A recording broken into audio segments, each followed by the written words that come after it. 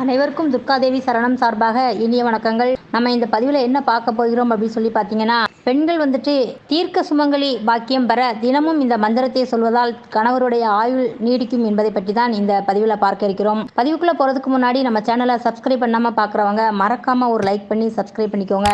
மேலும் பக்கத்தில் இருக்கும் பெல் பட்டனை கிளிக் பண்ணுங்க. அப்பதான் நம்ம பதிவில் வரும் ஒவ்வொரு தகவலும் உடனுக்குடனே உங்களுக்கு நோட்டிபிகேஷனாக வரும். வீடியோவை முழுவதுமாக பாருங்க ஃப்ரெண்ட்ஸ். தீர்க்க சுமங்கலியாக வாழ வரம் தரும் எத்தனையோ விரதங்கள் உள்ளன.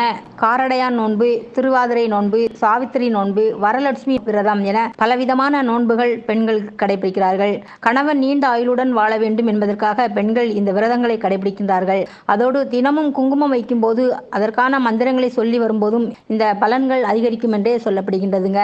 வருடந்தோறும் வரும் தீர்க்க சுமங்கலி விரதங்களை கடைபிடிக்க முடியாத பெண்கள் கூட இந்த எளிய வழிபாட்டினை தொடர்ந்து செய்து வந்தால் அம்பிகையின் அருளால் அவர்களுக்கு ஆயுள் முழுவதும் தீர்க்க சுமங்கலியாக இருக்கும் வரம் கிடைக்கச் செய்யும். திருமணமான பெண்கள் தினமும் குங்குமம் வைக்கும் போது என்ன மந்திரம் சொல்ல வேண்டும், எந்த முறையில் குங்குமம் வைத்துக் கொள்ள வேண்டும் என்ற வழிமுறைகளை இங்கு முழுவதுமாக தெரிந்து கொள்ளலாம். பொதுவாகவே எல்லா பெண்களுமே நினைக்கக்கூடியது ஒன்று, தாங்கள் உயிருடன் இருக்கும் வரை தீர்க்க சுமங்கலியாக வாழ வேண்டும் என்பதுதான் திருமணமான அனைத்து பெண்களின் ஆசையாக இருக்கும். தன்னுடைய கணவர் நீண்ட ஆயுளுடன் இருக்க வேண்டும், குழந்தைகளின் வாழ்க்கை சிறப்பாக இருக்க வேண்டும், குடும்பம் சந்தோஷமாக இருக்க வேண்டும், சுபிட்சம் பெருக வேண்டும் என்பதுதான் திருமணமான அனைத்து பெண்களின் முதல் வேண்டுதலாக இருக்கும். இது கிடைக்க வேண்டும் என்பதற்காகவே தினமும் இறை வழிபாடு, பலவிதமான விரதங்கள் இருந்து வழிபடுகிறார்கள் சகோதரிகளே. பெண்கள் தீர்க்க சுமங்கலியாக இருக்க வேண்டும், தாலி பாக்கியம் நிலைக்க வேண்டும் என்பதற்காக பெண்கள் அம்பிகையை வழிபடுவதுதான் வழக்கம்ங்க. அம்பாளை வழிபடும் போது முறையாக அந்த வழிபாட்டினை செய்து குங்குமம் வைக்கும் முறைப்படி அதை வைப்பதுடன் குங்குமம் வைக்கும் போது சில சக்தி வாய்ந்த மந்திரங்களை சொல்லி வந்தால் தீர்க்க சுமங்கலியாக என்றென்றும் வாழும் வரத்தை அம்பிகை அருள் என்று சொல்லப்படுகிறதுங்க. மாதந்தோறும் வரும் பௌர்ணமி நாட்களில் அருகிலுள்ள அம்மன் கோவிலுக்கு சென்று உங்களுடைய கைகளால் குங்குமம் வாங்கி கொடுத்து குங்கும அர்ச்சனை செய்ய வேண்டும். அம்மனுக்கு அர்ச்சனை செய்யப்பட்ட அந்த குங்குமத்தை வாங்கி வந்து வீட்டில் வைத்து தினமும் நெற்றியில் அதை வைத்துக் கொள்ளுங்கள். அம்பாளுக்கு அர்ச்சனை செய்த குங்குமத்தை தினமும் நெற்றியில் வைத்துக் கொள்வதால் வீட்டில் சுபிட்சம் ஏற்படும் என்று சொல்லப்படுகிறதுங்க.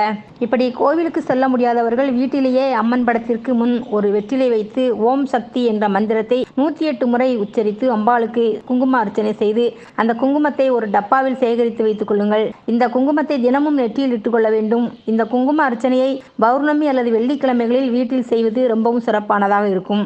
தினமும் குங்குமம் வைக்கும்போது முதலில் திருமாங்கல்யத்திற்கு வைத்துக் கொள்ளுங்கள். பிறகு நெற்றியில் வைத்துக் கொள்ள வேண்டும். மூன்றாவதாக நெற்றி வகுட்டில் இட்டுக்கொள்ளலாம். இப்படி திருமாங்கல்யத்திற்கு குங்குமம் வைக்கும்போது பெண்கள் ஓம் தீர்க்க சுமங்கலி தேவியே ரட்சிப்பாய் ரட்சிப்பாய் என்ற மந்திரத்தையும், நெற்றி பொட்டில் குங்குமம் வைக்கும்போது ஓம் மகிமா சக்தியை திலக தேவியே பூரண சக்தி தாயே நமோ நமக என்ற மந்திரத்தையும் நெற்றி வகுட்டில் வைக்கும்போது ஓம் யாதேவி சர்வ பூதேஷி ஸ்ரீம் ஐம் க்ளீம் சம்ஸ்தாதி நமஸ்தயே நமஸ்தயே யோகம் ரட்சிப்பாய் ரட்சிப்பாய் நமோ நமக என்ற மந்திரத்தையும் உச்சரிக்க வேண்டும் சகோதரிகளே. இந்த 3 மந்திரங்களையும் குங்குமம் வைக்கும்போது 3 முறை சொல்லி குங்குமத்தை வைத்துக் கொள்ளுங்கள். குங்குமத்தை எப்போதும் வலது கை மோதிர விரலில் தொட்டு வைத்துக் கொண்டால் தீர்க்க சுமங்கலியாக வாழும் பாக்கியம் உங்களுக்கு கிடைக்கும் என்று சொல்லப்படுகின்றது. இப்படி முறையாக குங்குமம் வைக்கும் பெண்களின் வீட்டில் எப்போதுமே நிலையான சுபிட்சம் நிறைந்திருக்கும் என்றே சொல்லலாம். மீண்டும் அடுத்த பதிவுடன் சந்திக்கும் வரை உங்கள் சகோதரியான துர்காதேவி சரணம்.